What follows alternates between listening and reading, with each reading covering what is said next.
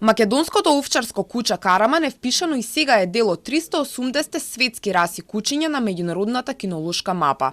По децении посветена работа, селекција и научна стандардизација, оваа раса станува второто овчарско куќе по шарпланинецот во Македонија. Важно е колку ти се големи сништата. Денес сме сведоци дека сонот, кога е воден од истрајност, љубов и визија, може да стане реалност.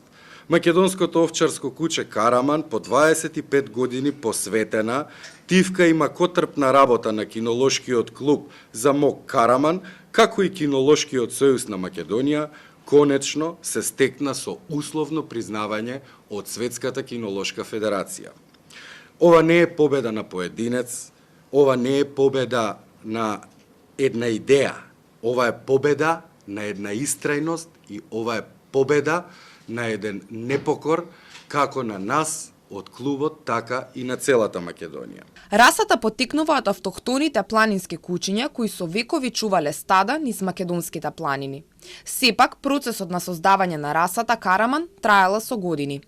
Значајна улога во процесот имале Владко и Маријан Костовски, кои уште од 1999 година почнале со прибирање на првите примероци, изградба на боксови и создавање услови за систематско одгледување. Да направиме раса на куче која во својот назив ќе го има името Македонија, тоест македонско овчарско куќе Караман. Веднаш уште во 1999 година до 2003 почнавме со мерење на физичките карактеристики на измеривме во тој период од 4 години 237 кучиња, од кои 178 мажјаци и 59 женки, и според тие мерења го составиме стандардот на расата македонско овчарско куќе Караман.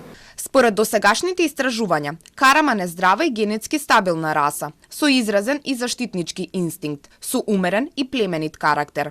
Повеќе од 2000 единки денес се евидентирани на територијата на државата, а најголем дел од нив и натаму извршуваат својата изворна функција, како што е чување стока на фарми. Сепак, според одгледувачите и друштвото, ова не е крај, туку почеток на нова фаза, а тоа е афирмација и заштита.